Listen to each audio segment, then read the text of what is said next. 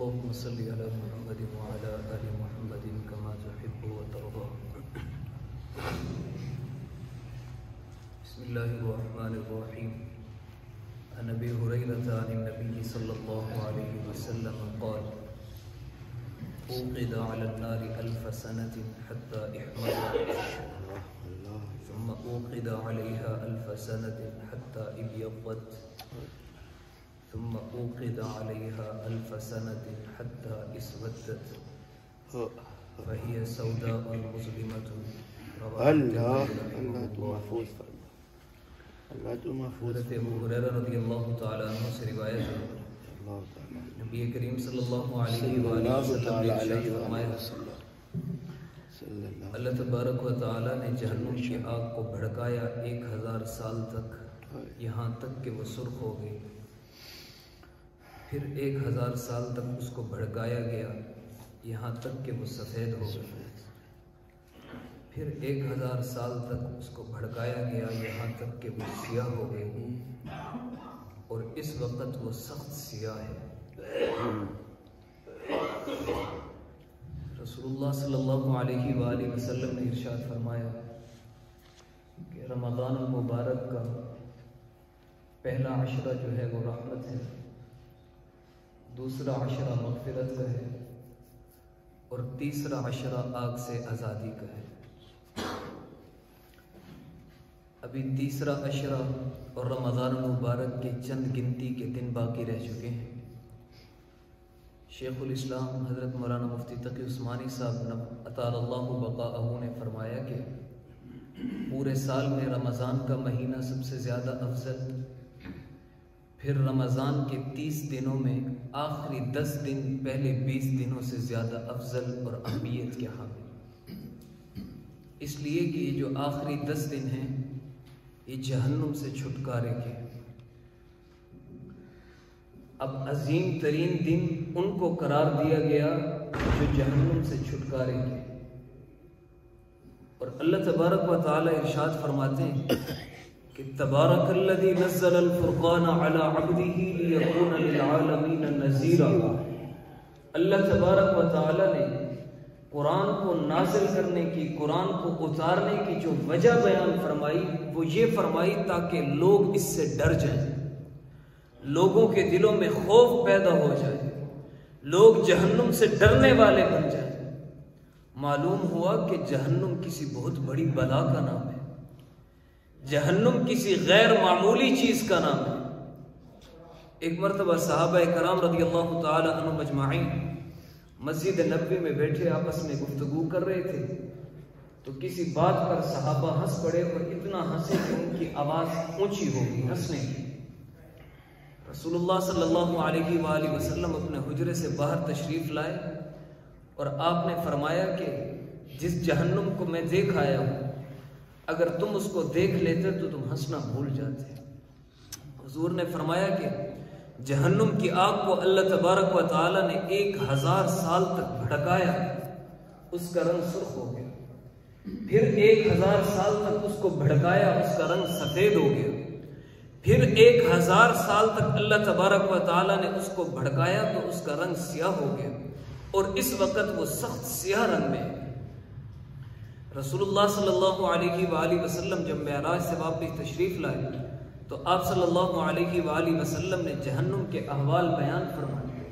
تو آپ صلی اللہ علیہ وآلہ وسلم نے ارشاد فرمایا کہ میں نے جہنم میں کچھ لوگوں کو دیکھا کہ ان کے لوہے کے ناخن ہیں اور وہ اپنے ناخنوں کے ساتھ اپنے چہروں کو اور اپنے سینوں کو نوچ رہے ہیں.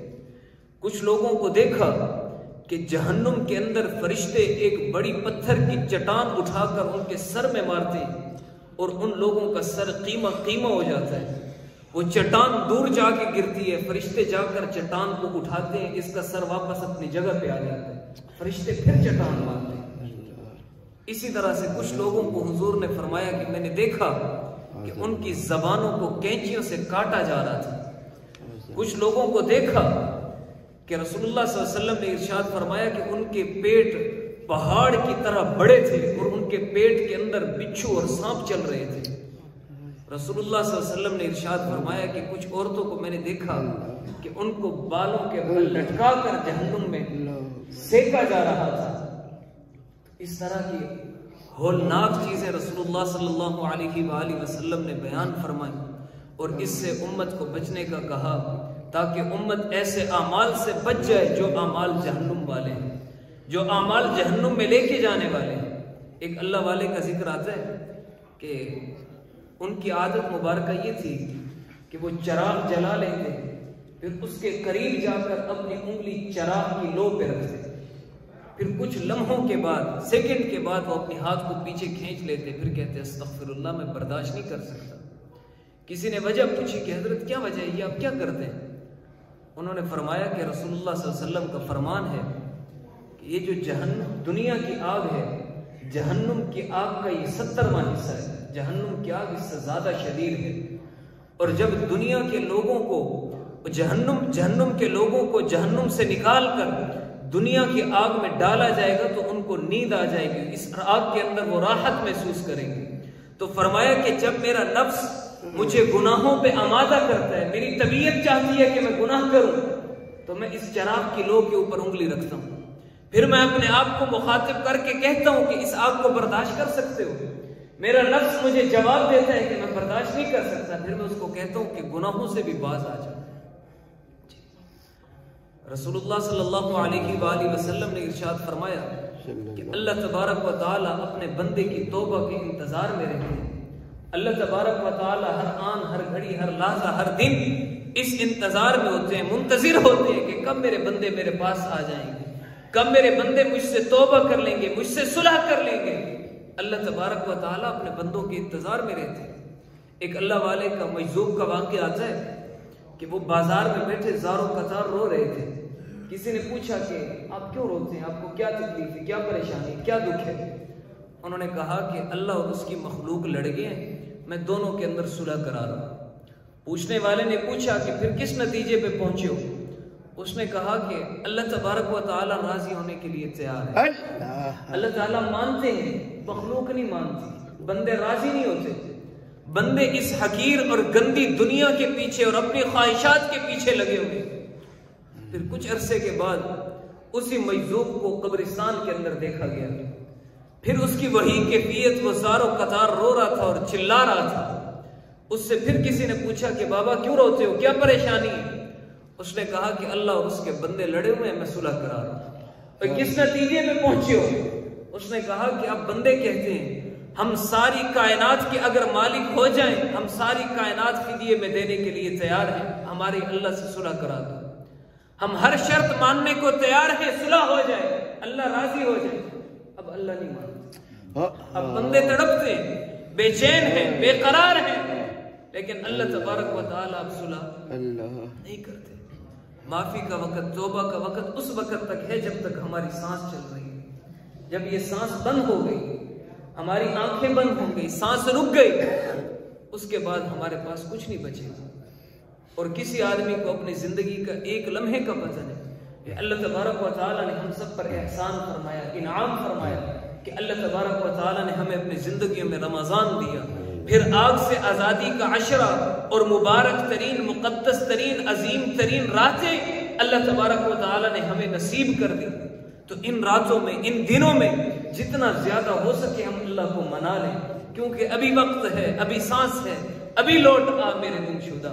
بہت سے لوگ ایسے تھے جو پچھلے رمضان میں موجود تھے، اس رمضان میں موجود نہیں ہیں، پچھلے مہینے تک موجود تھے، اس مہینے میں موجود نہیں ہیں۔ ہمیں نہیں پتا کہ آئندہ زندگی میں ہمیں رمضان ملے گا یا نہیں ملے گا۔ اور اگر اس مہینے کے اندر اتنی برکت والا مہینہ، اتنی عظمتوں والا مہینہ، اتنی رحمتوں والا، اتنی برکتوں والا مہینہ، اس میں بھی ہم نے اللہ کو راضی نہ کیا، پھر کون سا وقت آئے گا جس میں میں اور آپ اللہ کو راضی کر لیں گے؟ اگر اب بھی ہم آگ سے نہ بچ سکے، آگ میں جانے والے اعمال کو اب بھی ہم نے نہ چھوڑا، پھر کون سا وقت آئے گا جس میں مجھے اور آپ کو جہنم سے پناہ ملے گی؟ دعا ہے کہ اللہ تبارک و تعالی ہم سب کو سچی توبہ کرنے کی توفیق عطا فرمائے۔